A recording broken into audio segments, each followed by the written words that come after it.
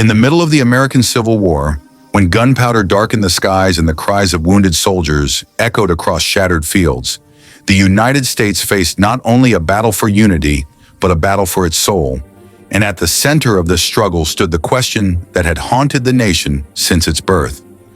Could a country built on the words, "all men are created equal," continue to allow millions to live in chains? The story of the Emancipation Proclamation begins long before President Abraham Lincoln lifted his pen in 1863. It begins in the cotton fields of the American South, where enslaved African men, women, and children worked from sunrise to sunset under the harsh rule of plantation owners.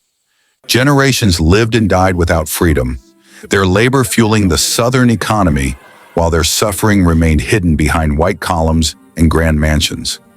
The North had its factories, the South had its plantations, and between them stretched a divide deeper than geography, a divide between freedom and slavery, between progress and oppression, between the future and the past.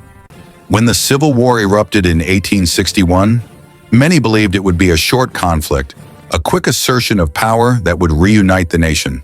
But as months turned to years and the casualty lists grew, Lincoln realized that the war was about far more than stopping secession. It was about ending the greatest moral wrong the country had ever known.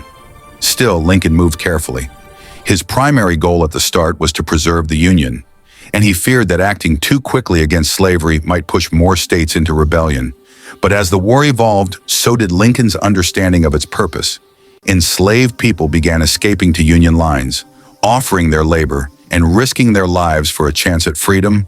Union generals saw that the Confederacy relied heavily on slave labor to grow crops, build fortifications, and support the Southern Army.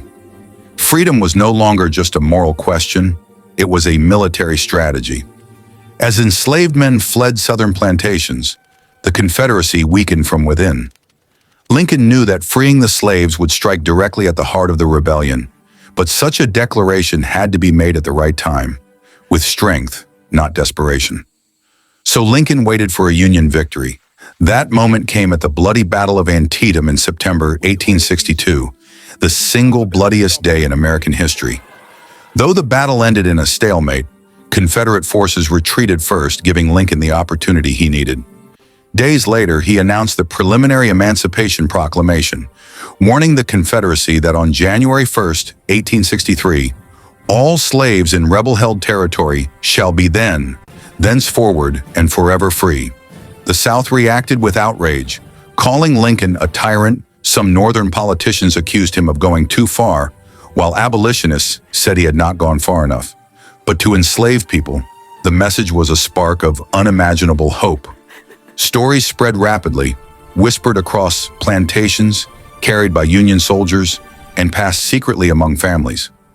Some walked miles through forests under the cover of night, clutching their children, following the sound of Union drums or the glimmer of campfires in the distance.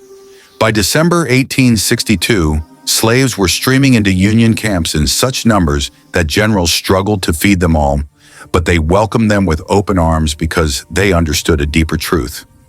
Each person who escaped weakened the Confederacy while strengthening the Union. Meanwhile, in Washington, Lincoln prepared for the final proclamation. He spent long nights studying drafts, consulting cabinet members, pacing the halls of the White House, and weighing every word. He knew this document would change the world, but he also knew it carried immense risk. Some feared border states like Kentucky and Missouri would join the Confederacy if pushed too hard. Others warned that white Northern soldiers might refuse to fight a war suddenly redefined by emancipation. Yet Lincoln's heart remained steady. He believed that the nation could not survive half slave and half free.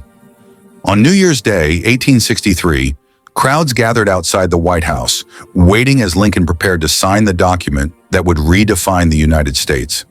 He shook so many hands earlier that morning that his arm trembled with fatigue, and he feared the shaking signature might one day be misinterpreted as hesitation. So he paused, breathed deeply, and in a firm, steady hand, he signed the Emancipation Proclamation.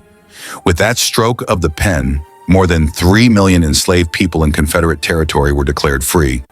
The moment was met with quiet awe in the room, but across the country its impact thundered like distant cannon fire. In the North, Black communities celebrated with tears, hymns, and prayers. In the South, plantation owners reacted with fear and anger as enslaved people began fleeing in greater numbers than ever before. Some slaves dropped their tools the moment they heard the news. Others waited until Union troops arrived, unsure if it was truly safe.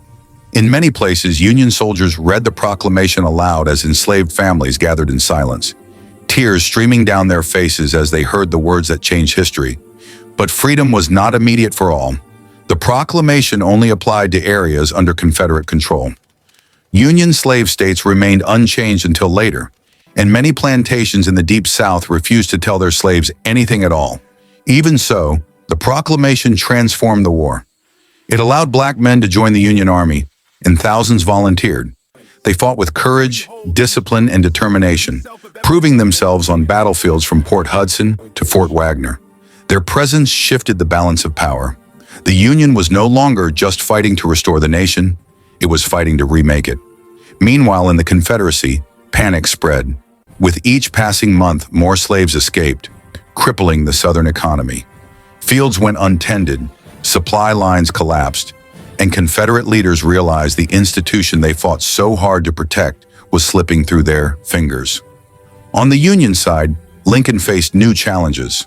Many criticized him fiercely, calling the proclamation unconstitutional or reckless.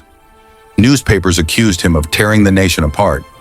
But Lincoln welcomed the criticism because he understood something the world soon would. The United States was being reborn. As the war dragged on, the proclamation became a beacon of hope, not only in America, but across the world. European powers like Britain and France, which had considered supporting the Confederacy, backed away. They could not take the side of a nation fighting to protect slavery. This diplomatic victory proved as important as any battlefield triumph. By 1864, thousands of black soldiers had joined the Union Army, fighting bravely in some of the war's toughest battles. Their courage helped shift public opinion in the North, convincing many who once doubted emancipation that freedom was worth fighting for. In the South, enslaved people resisted in countless ways, refusing work, escaping, sabotaging equipment, and aiding Union soldiers. They became active participants in their own liberation. By the time General Robert E. Lee surrendered in 1865, slavery had collapsed in most of the South.